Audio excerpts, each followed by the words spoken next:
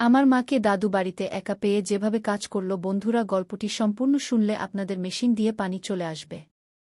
আপনারা হাতের কাজ করতে বাধ্য হবেন, তাই হাতের কাজ করার আগে হাতের কাছে টিস্যু রাখুন এবং কানে হেডফোন লাগিয়ে নিবেন।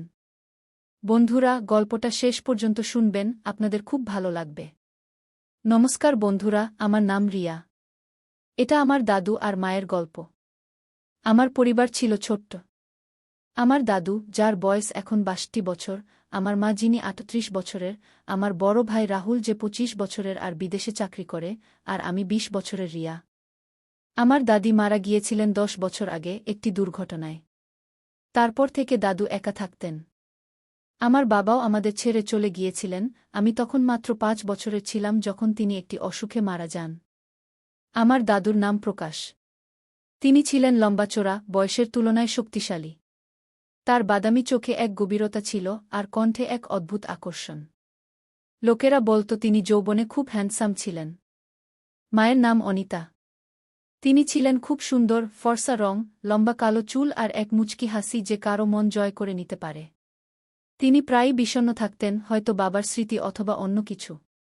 কিন্তু সত্যি কথা আমি পরে জানতে পেরেছিলাম, যখন আমি কলেজে প্রথম বর্ষে পড়তাম। রাহুল বিদেশে ছিল গত ২ বছর ধরে। তার অনুপস্থিতিতে বাড়িতে এক ধরনের খালিঝুম বেড়ে গিয়েছিল।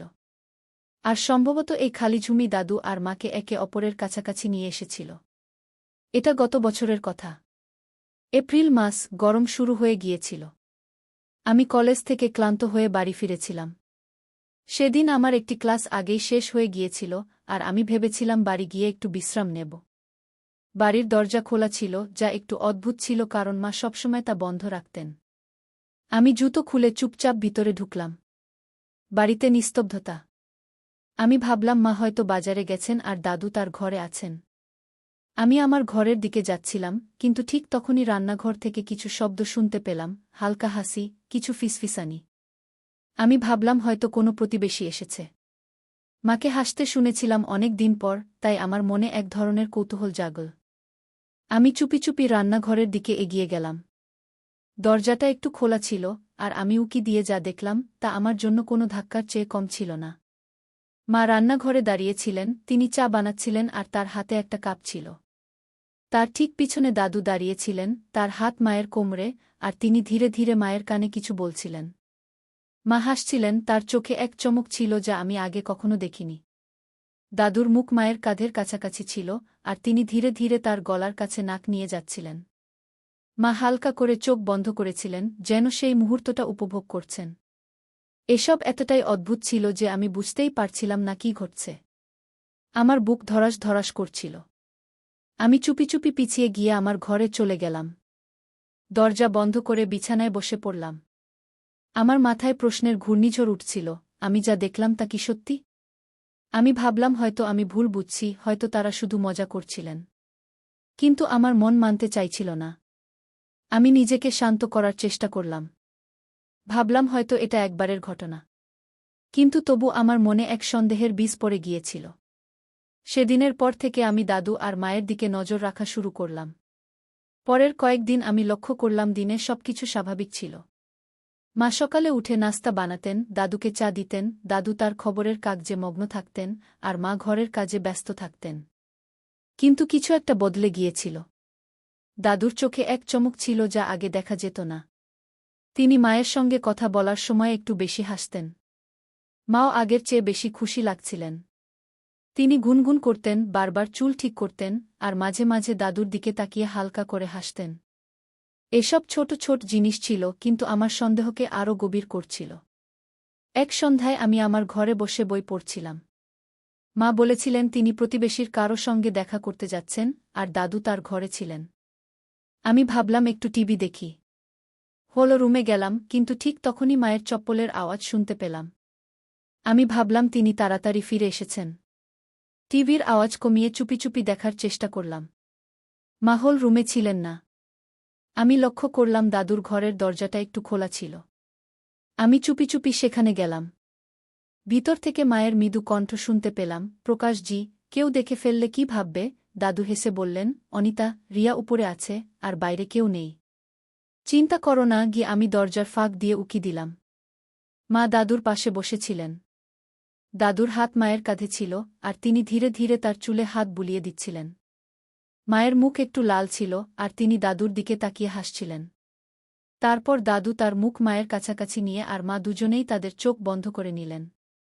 তাদের মধ্যে সেই মুহূর্তটা এমন ছিল যা আমার পক্ষে বোঝা কঠিন।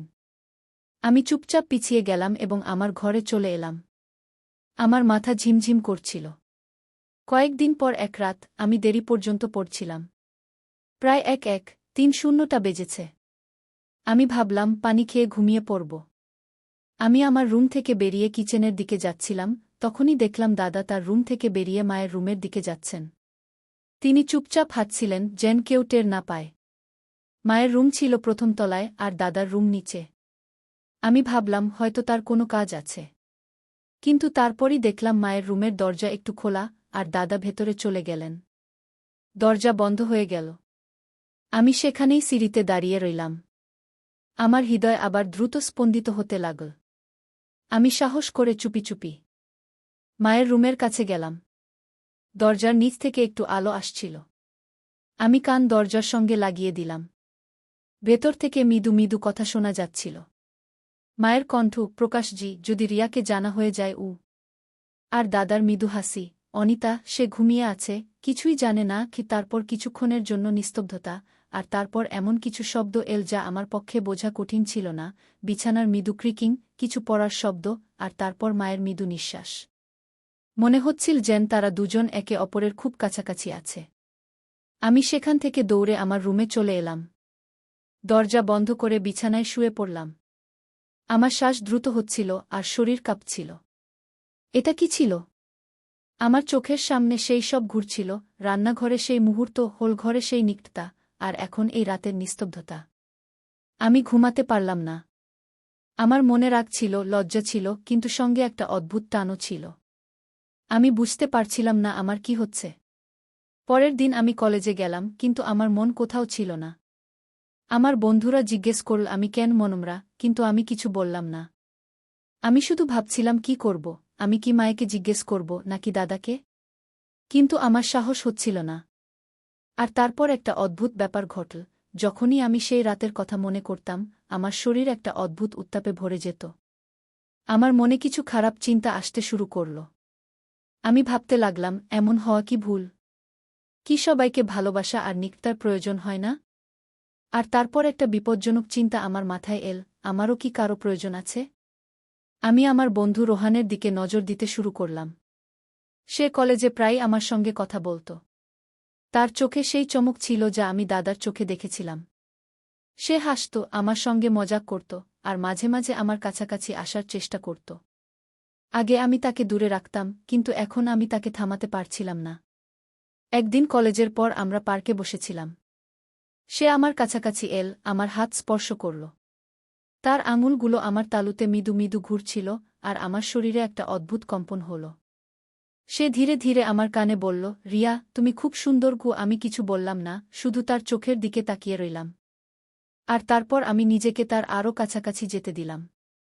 সেই দিনের পর রোহান আর আমার মধ্যে কিছু বদলে গেল। সে আমাকে মেসেজ করত, রাত পর্যন্ত কথা বলত। আমরা কলেজের পর প্রায়ই দেখা করতে লাগলাম। একবার সে আমাকে তার বাসায় ডাকল। তার পরিবার বাইরে গিয়েছিল। আমি গেলাম। আমরা তার রুমে বসেছিলাম। সে আমার কাছাকাছি এসে আমার কাঁধে হাত রাখল। তার শ্বাস আমার মুখের কাছাকাছি ছিল। সে ধীরে ধীরে আমার গাল স্পর্শ করল, আর আমি তাকে থামালাম না। সেই মুহূর্তটা এমন ছিল যা আমাকে ভুলও মনে হচ্ছিল, কিন্তু সঙ্গে একটা অদ্ভুত শান্তিও দিচ্ছিল। ধীরে ধীরে আমি রোহানের সঙ্গে বেশি সময় কাটাতে লাগলাম। আমরা কলেজের পর কোথাও না কোথাও ঘুরতে যেতাম। সে আমাকে তার বন্ধুদের সঙ্গে পরিচয় করিয়ে দিত, আর আমি তার দুনিয়ায় হারিয়ে যেতে লাগলাম। কিন্তু আমার মনে সবসময় দাদা আর মায়ের কথা ঘুরত। আমি ভাবতাম, যদি তারা এমন করতে পারে, তাহলে আমার জন্যও এটা ভুল নয়। আমি নিজেকে বোঝানোর চেষ্টা করতাম যে এসব স্বাভাবিক, কিন্তু কোথাও যেন আমার ভেতরের একটা অংশ চিৎকার করে বলছিল যে আমি ভুল পথে যাচ্ছি। এক রাতে আমি বাড়ি ফিরলাম। মা আর দাদা হোলঘরে বসেছিলেন। মা দাদার জন্য চা বানাচ্ছিলেন, আর দাদা তার দিকে তাকিয়ে হাসছিলেন। আমি লক্ষ্য করলাম মায়ের শাড়ির আঁচল একটু নিচে সরে গেছে, আর দাদার চোখ সেখানেই আটকে আছে। মা হালকা করে তার চুল ঠিক করলেন আর দাদা তার দিকে হাত বাড়ালেন। আমি চুপি চুপি আমার রুমে চলে গেলাম, কিন্তু সেই দৃশ্য আমার মাথা থেকে যাচ্ছিল না। আর তারপর সেই রাতেই রোহানের মেসেজ এল। সে লিখল, রিয়া, তুমি আজ খুব সুন্দর লাগছিলে। কাশ তুমি আমার কাছে থাকতে। আমি উত্তর দিলাম, কাশ আমিও তোমার কাছে থাকতে পারতাম। আর সেই রাতে আমি নিজেকে পুরোপুরি বদলে যেতে অনুভব করলাম। কয়েক মাস কেটে গেল। আমি রোহানের সঙ্গে আমার পথে হাঁটছিলাম, আর দাদামা তাদের পথে। রোহানের সঙ্গে আমার নিকটতা এখন একটা অভ্যাসে পরিণত হয়েছিল। আমি দিনে কলেজে যেতাম, কিন্তু আমার মন অন্য কোথাও থাকত। ক্লাসে বসে আমি না, আমি তার বার্তাগুলো পড়তাম না, তার কথায় হারিয়ে যেতাম। সে আমাকে প্রতিদিন এমন কিছু বলত যা আমার হৃদয় স্পর্শ করত। একদিন সে আমাকে আবার তার বাড়িতে ডাকল। আমি গেলাম। তার ঘরটি মৃদু আলো ভরা ছিল এবং সেখানে একটি অদ্ভুত নীরবতা ছিল। সে আমার কাছে এল, আমি কিছু বললাম না, শুধু নিজেকে তার আরও কাছে যেতে দিলাম। সেই মুহূর্তটি এমন ছিল যা আমাকে প্রতিবার আরও গভীরে নিয়ে যাচ্ছিল। আমি আমার চোখ বন্ধ করলাম এবং তার স্পর্শ অনুভব করতে লাগলাম। আমার মনে একটি প্রশ্ন জেগে উঠল, এই সেই অনুভূতি কি যা আমাকে দাদার কাছে নিয়ে যায়? কিন্তু আমি সেই প্রশ্নটিকে চেপে দিলাম। সেই দিনের পর আমি আরও ডুবে গেলাম। রোহান আমার জন্য সব হয়ে গিয়েছিল। আমি তার সাথে রাত পর্যন্ত বাইরে থাকতাম এবং বাড়ি ফিরতে ইচ্ছাই করতাম না। বাড়ির পরিবেশ এখন আগের চেয়েও বেশি অদ্ভুত হয়ে গিয়েছিল। মা এবং দাদা এখন আমার সামনেও কম সতর্ক থাকতে শুরু করেছিলেন। আমার মনে রাগ ছিল, কিন্তু সাথে একটি অদ্ভুত টানও ছিল। আমি ভাবছিলাম, তাদের কি এখন আর কোনো ভয় নেই? তারা কি ভাবছে যে আমি কিছু জানি না?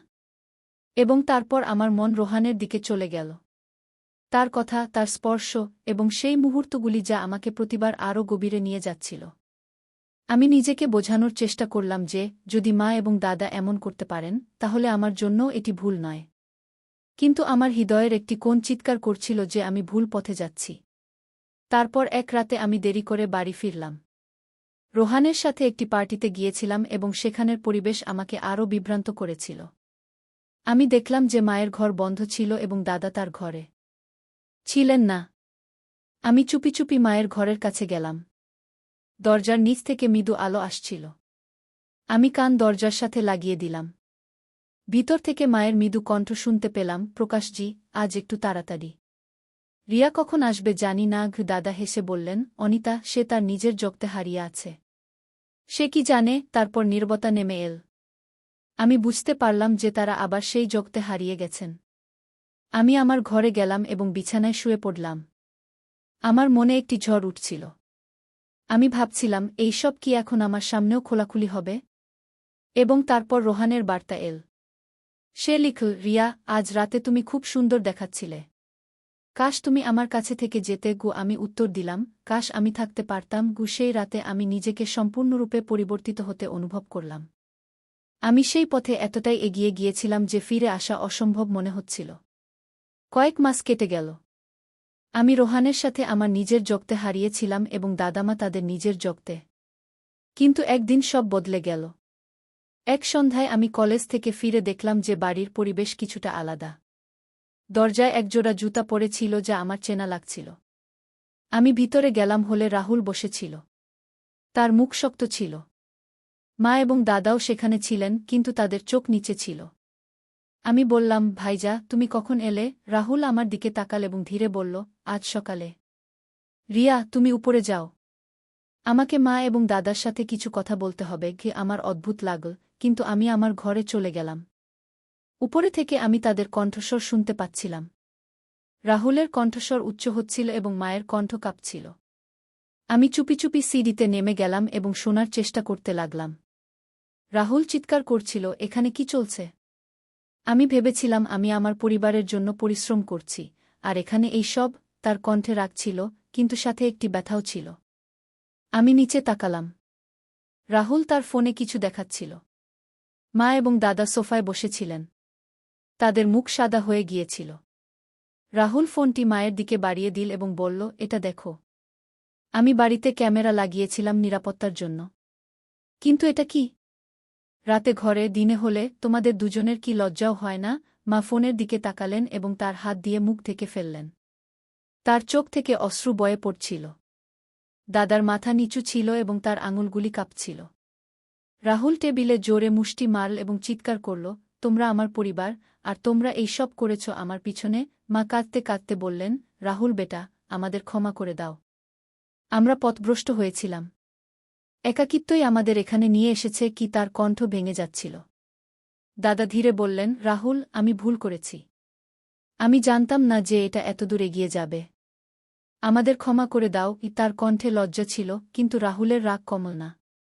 সে বলল, ক্ষমা? তোমরা ক্ষমা চাইছ? তোমরা কি জান যে এই বাড়িতে কি ভেঙে পড়েছে? রিয়াও এর শিকার হয়ে গেছে। আমি শুনছিলাম এবং আমার পা কাঁপতে লাগল। রাহুল আমাকে ডাকল, রিয়া, নিচে আয়। আমি ভয়ে ভয়ে নিচে নেমে গেলাম।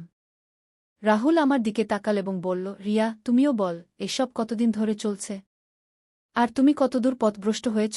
আমি কেঁদে ফেললাম। আমি সব বললাম। রান্নাঘরে সেই মুহূর্ত, রাতের নীরবতা, এবং রোহানের সাথে রাহুলের মুখ লাল হয়ে গেল। সে তার চুল টেনে ধরে বলল, এটা আমার পরিবার আমি বিদেশে দিনরাত পরিশ্রম করি, আর এখানে সব কিছু নষ্ট হয়ে যাচ্ছে। মা রাহুলের পা জড়িয়ে ধরে কাঁদতে কাঁদতে বললেন, বাবা, আমাদের একটা সুযোগ দাও। আমরা সংশোধন হয়ে যাব। দাদাও হাত জোর করে বললেন, রাহুল, আমি বুড়ো মানুষ। আমার ভুল ছিল। আমাকে শাস্তি দাও, কিন্তু এই ঘরটা বাঁচিয়ে দাও। কিন্তু রাহুল তার মুখ অন্যদিকে ঘুরিয়ে নিল। তার চোখে অশ্রু ছিল, কিন্তু তার রাগ কমেনি। সে বলল, না, এটা ক্ষমা চাওয়ার বিষয় নয়। এটা অপরাধ, এবং এর জন্য তোমাদের শাস্তি পেতেই হবে। পরের দিন সকালে রাহুল পুলিশকে ফোন করল। 2 পুলিশ কর্মী বাড়িতে এল, একজন ইন্সপেক্টর এবং একজন কনস্টেবল। রাহুল তাদের ফোনে ক্যামেরার ফুটেজ দেখাল। ইন্সপেক্টর ফুটেজ দেখে বলল, এটা গুরুতর মামলা। আমাদের এই দুজনকে থানায় নিয়ে যেতে হবে। মা এবং দাদা নিঃশব্দে বসেছিলেন। মায়ের চোখ দিয়ে অশ্রু গড়িয়ে পড়ছিল, আর দাদার মুখ পাথরের মতো শক্ত হয়ে গিয়েছিল। পুলিশ তাদের হাতকড়া পরিয়ে দিল। মা আমার দিকে তাকিয়ে আসতে বললেন, রিয়া, আমাদের ক্ষমা করে দিও। কিন্তু আমি কিছু বলতে পারলাম না।